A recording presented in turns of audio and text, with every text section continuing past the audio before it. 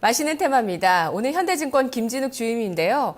김진욱 주임이 저희 맛있는 테마 초반 거의 첫 시간이었을 거예요. 그때 추천해 주셨던 맛있는 이야기가 바로 항공주의 이야기, 대한항공이었는데 과연 지금까지 또 어떤 포지션으로 가지고 가시는지, 꾸준하게 보유를 하셨는지 오늘 또 마침 궁금해졌습니다. 오늘 김진욱 주임과 함께 얘기를 나눠보도록 할게요. 안녕하세요.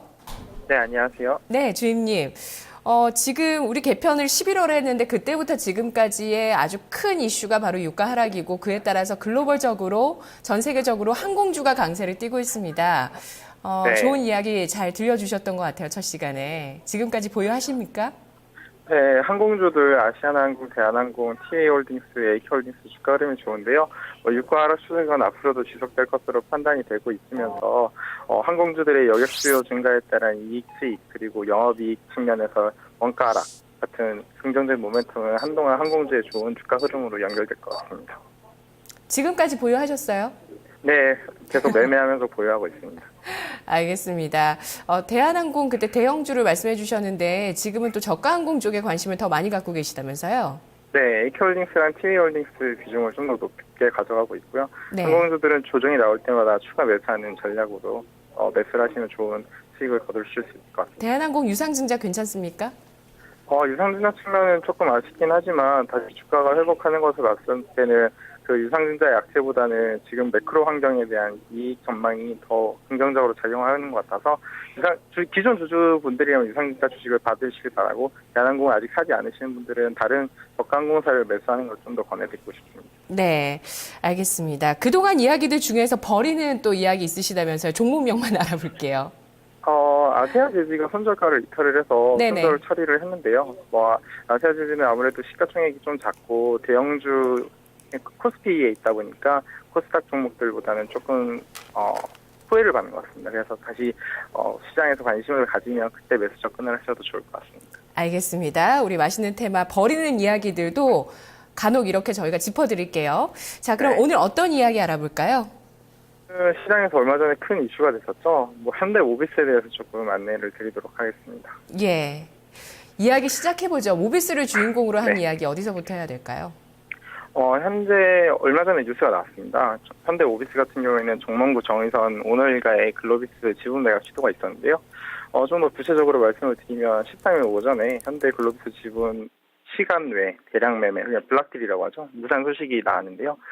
이게 지금 시가 전일 종가보다 한 12% 정도 디스카운트된 26만 4천 원 수준의 지금 블락 수준이 나왔는데요.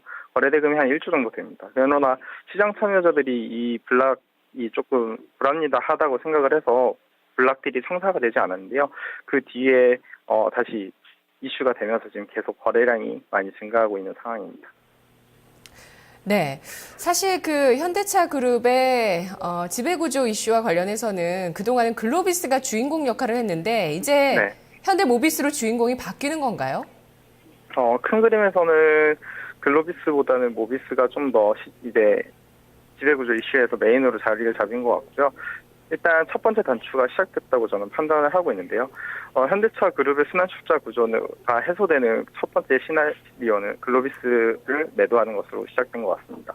굳이 22%의 세금을 부담을 하면서 시장에 매각을 하려는 이유는 무엇이었을까요? 생각을 해보면 이런 방법을 왜 택했냐가 먼저 중요한데요. 선물출자, 그리고 분할, 합병 등 여러 가지 지배구조 개편을 하는 방법들이 있는데요. 기존에 거론된 시나리오로는 정의선 부회장이 충분한 지분을 확보할 수 없기 때문에 이런 시나리오를 택한 것으로 판단이 되고 있고요.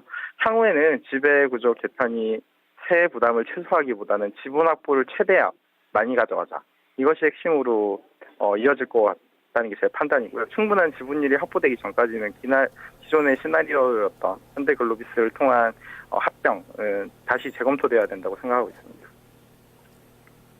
가장 이상적인 상황을 지금 현재 일단 말씀을 드리면 정의선 부회장이 현대차 지분 20.8%를 보유한 모비스 지분을 확보하는 것이 가장 긍정적인 것으로 생각이 되는데요. 지금 현대차 그룹의 순환출자를 좀 자세히 설명드리면 현대 모비스가 현대자동차를 20.8% 가지고 있고요. 현대자동차가 기아차를 33.9%, 다시 기아차가 현대제철의 최대 주주, 현대제철이 모비스를 5.7% 가지고 있습니다. 한 가지 재밌는 걸 좀 더 말씀을 드리면 정의선 부의장이 현대모비스 주식을 매수를 하기 위해서 필요한 자금이 한 1조 정도를 지금 만약에 블락을 했으면 마련할 수 있는데요.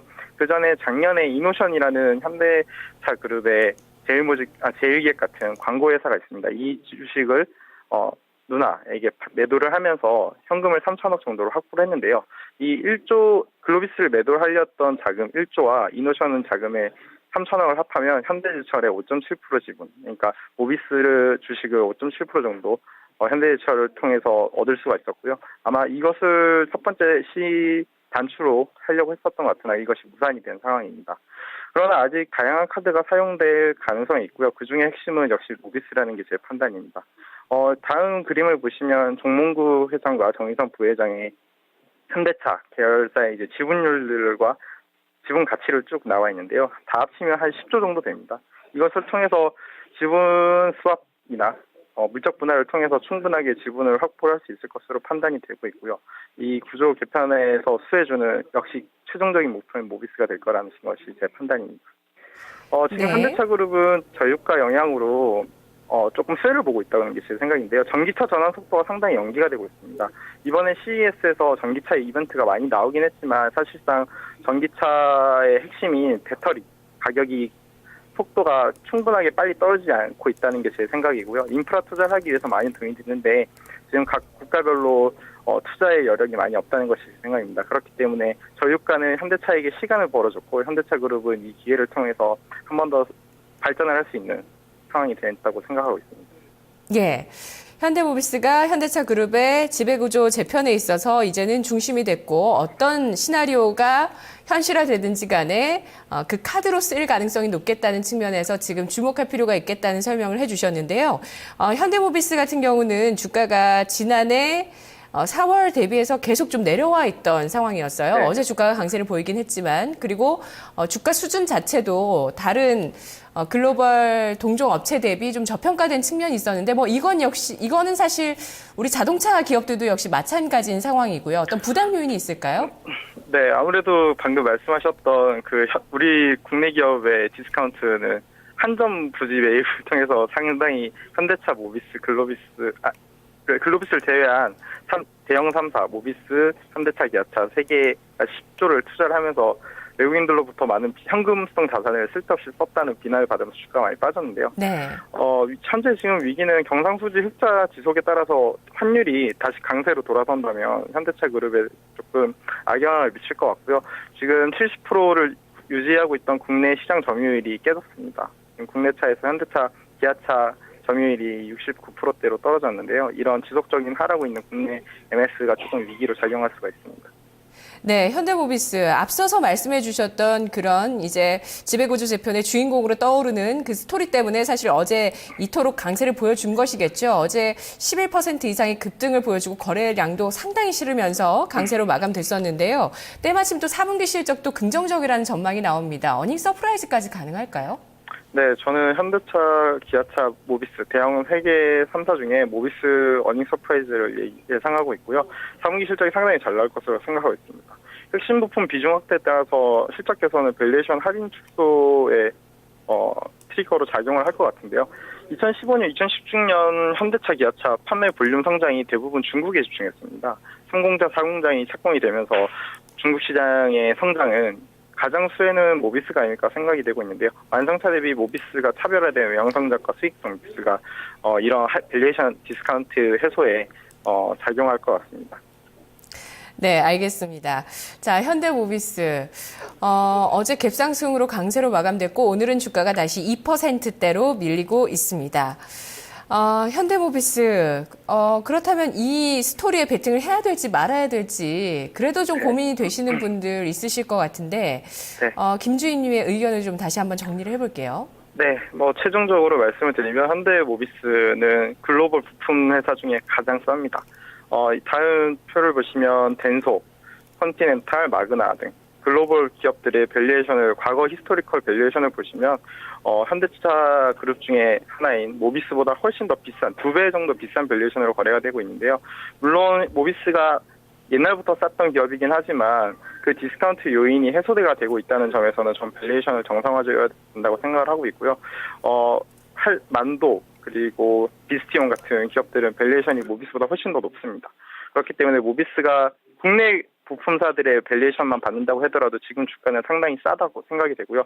지배구조 이슈를 떠나서도 주가가 상당히 싸기 때문에 이런 저평가는 긍정적인 요소로 작용할 수 있을 것 같습니다.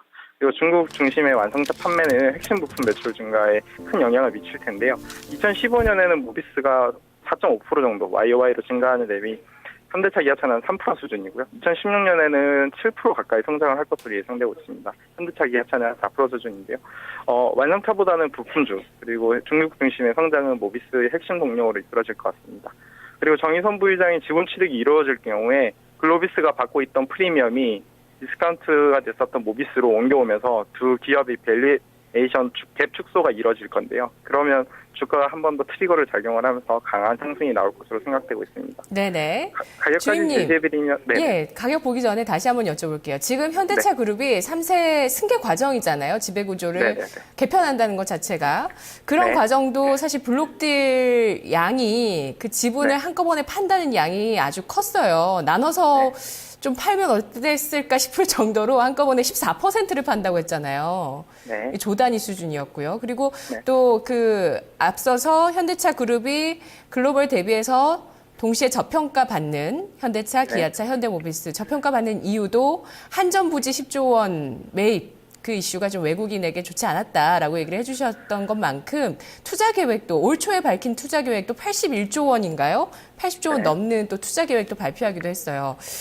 이런 부분들이 사실 투자자분들에게 조금 긍정적인 반향을 불러일으키지 못하고 지금 뭐 한 2년째 계속 엔저부터 시작해서 지난해 계속 좀 그런 상황인데 현대모비스는 주가가 좀 가볍게 올라가 줄 수 있을지 가격 전략을 좀 세워볼게요. 어떻습니까? 방금 말씀하셨던 현대 3사가 한전 지분을 투자하면서 주가가 상당히 많이 빠졌습니다.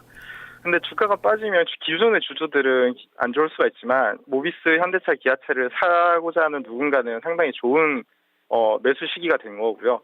글로비스 주가는 이 3사와 다르게 주가가 많이 올랐습니다.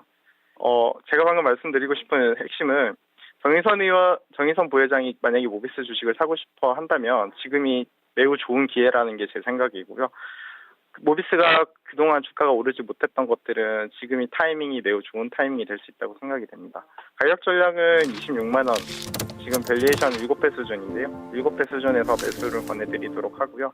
목표가는 좀 공격적으로 10배 정도 적용을 하겠습니다. 매수가 35만 원 제시해드리고요. 손절가는 24만 5천 원으로 하겠습니다. 알겠습니다. 현대모비스가 대주주가 지배력을 강화해야 하는, 지분을 사야 하는 주식이라는 점. 따라서 대주주가 사실 선도하는 스토리잖아요. 이런 지배구조 재편은요. 그렇죠? 네. 예, 그런 점에서 그런 대주주 측에 서자라는 얘기를 해주시는 거네요. 네, 맞습니다. 예, 잘 들었습니다. 네, 감사합니다. 고맙습니다. 현대모비스에 숨어있는 테마는 4분기 어닝 서프라이즈 가능성, 극도의 저평가, 대주주의 지분 취득 가능성이었습니다.